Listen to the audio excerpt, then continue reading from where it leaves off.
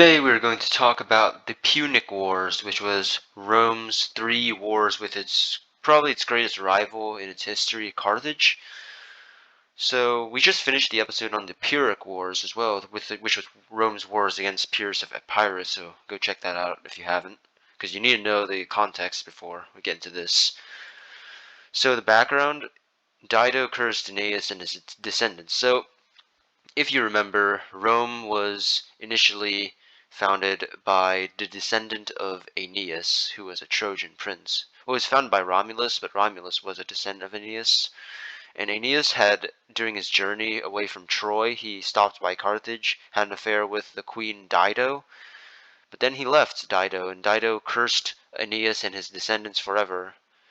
And that would lead to this war. Well, we have a Punic War now. So Carthage. So Carthage was founded by the Phoenicians. The Phoenicians are a people that came from the Levant in modern day, Israel, Syria, those places, and they're known for trading, merchants. And the Phoenicians founded Carthage, and over time Carthage grew into a large empire, which was in North Africa at the time. And its military, though, was heavily reliant on mercenaries that it took from throughout its empire, such as throughout Africa. It had Greek mercenaries, Gallic mercenaries, Iberian mercenaries, all kinds of mercenaries, and also had a powerful navy. Rome, on the other hand, just conquered mainland Italy, and its military is mostly infantry for now. It had some cavalry. It really didn't have a navy. So the First Punic War between Rome and Carthage would break out because both Rome and Carthage wanted to exert its influence on the Greek city-states of Sicily, and some of the Greek city-states favored Rome more than Carthage, while others favored Carthage more than Rome, and eventually this led to conflict between the two powers.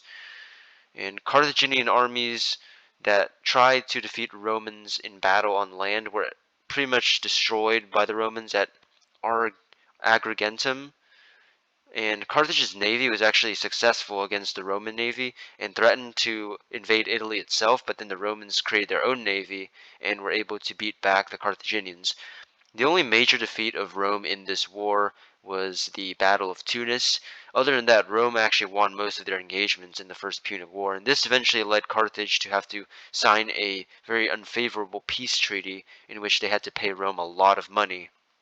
And in the aftermath, Rome was able to annex Sicily, Corsica, and Sardinia from the Carthaginians. And Carthage was, due to the war indemnity, it left a lot of mercenaries unpaid. So then Carthage had a full-on mercenary war, which was a rebellion led by many of Carthage's mercenaries. And once Carthage dealt with that, they decided to switch their attention and instead try to expand in Spain, or Hispania. And this was mostly led by the Barcid dynasty, or the Barcid family, of a guy named Hamilcar Barca and his sons. So, unfortunately though, the Second Punic War would begin not long after the first ended. Hamilcar Barca, the general who helped to conquer parts of Hispania and also served in the Mercenary War and the First Punic War, he had a son named Hannibal Barca. And Hannibal was told by his father to swear an oath of vengeance, of lifelong vengeance against the Romans when he was very young, and Hannibal's life would be all about fighting the Romans. So once Hannibal and his brothers were able to consolidate power in Carthage due to their success in the Hispanian Wars, Hannibal would use his authority to lead an army to attack Saguntum, which was a city in Spain that was allied to the Romans, and the Romans responded by declaring war on Carthage. And Hannibal, though, was a military genius. He's one of the greatest military commanders in history, actually. And Hannibal unexpectedly crossed through the Alps with his armies, full of elephants and Carthaginians and their mercenaries.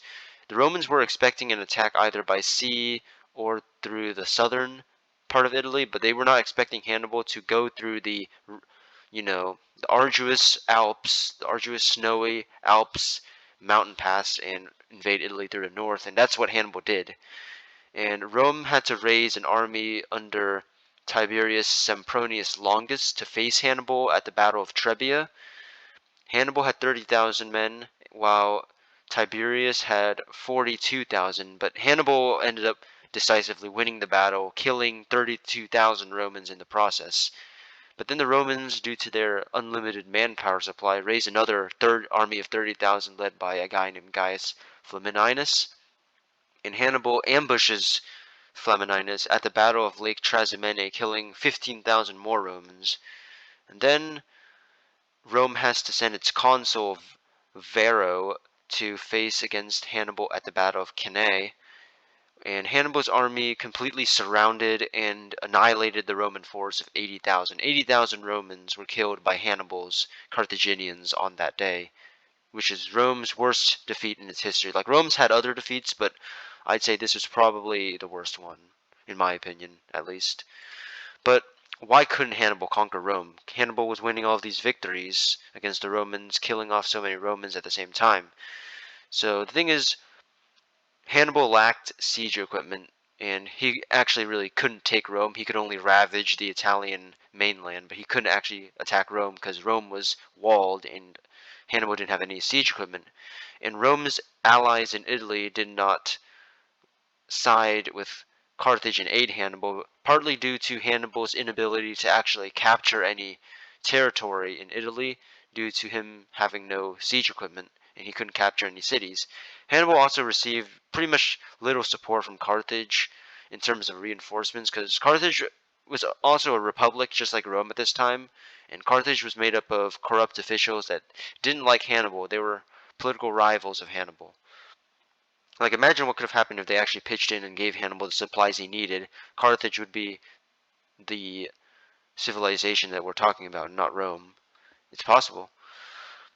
And the other thing is, Hannibal, the Romans also had unlimited manpower, which is another thing. And they could just raise another army, so Hannibal had to just keep fighting with little to no support. And this is where the tide turns in the Second Punic War because of Hannibal's inability to actually take any territory. Rome is able to appoint a guy named Publius Cornelius Scipio to lead Rome's armies, and Scipio, he defeats Hannibal's brother Hasdrubal Barca at the battles of Baecula and Metaurus, and supposedly after Hasdrubal Barca is defeated by Scipio, Hannibal receives his brother's head thrown over the military camp by a messenger, and Scipio then continues on the offensive and defeats Hannibal's other brother Mago Barca at the Battle of Ilipa. And this is where things start to go downhill for Carthage because Scipio has just successfully conquered the Carthaginian holdings in Hispania. And then from there, Scipio decides to use that as you know, a point in which to attack Carthaginian mainland itself, attack North Africa itself. And Hannibal is forced to withdraw from Italy, meaning that all of his campaigns were all for nothing, because now he has to go and defend Carthage against Scipio. So now we have the climax of the war at the Battle of Zama. Scipio has an army of around 35,000 men, alongside some Numidians led by his ally King Massinissa of Numidia. Numidia is a African kingdom that was hostile to Carthage and decided to ally with Rome. And Hannibal had around 40,000 men that also consisted of elephants that wore African elephants. And the the fate of the Mediterranean began with Hannibal using his elephants to charge at the Romans, hoping to get some casualties in. But Scipio had a counter tactic that he used war horns to terrify the elephants, and the elephants actually instead charged into the Carthaginian line itself, destabilizing it and allowing the Roman cavalry on the right and left wings to rout the Carthaginians. And the Roman cavalry gave chase to the Carthaginian right and left wings. So then Scipio and his infantry attacks that of Hannibal's. It's mostly just a grueling slog as with any infantry battle, but then the Roman cavalry that returned from chasing off the Carthaginians, the Roman and Numidian cavalry, and they managed to outflank Hannibal's infantry and surround him. And Hannibal loses around 30,000 men in this battle, while the Romans only lost 5,000. And because of Scipio's victories against the Carthaginians, he is given the surname Scipio Africanus, or the Conqueror of Africa, due to his victory against Hannibal. at Zama. And Hannibal's defeat at Zama was nothing but catastrophic for the Carthaginians because Rome was able to annex Hispania and the Numidian allies pretty much conquer the parts of North Africa that were once under the control of Carthage. Carthage's territory is pretty much reduced to just its capital city in modern day Tunisia. Carthage also has to pay a war indemnity to Rome, which further cripples its economy. And then Carthage is not allowed to invade any other nations under Roman jurisdiction, meaning that they cannot fight Numidia or invade any other country. So Carthage is pretty much just a weak um a weak person on life support right now, pretty much. And as for Hannibal himself, he's actually exiled by his political rivals in Carthage, and he goes to serve as a kind of a advisor and general to some kings in the east. And the Romans would continue chasing him down.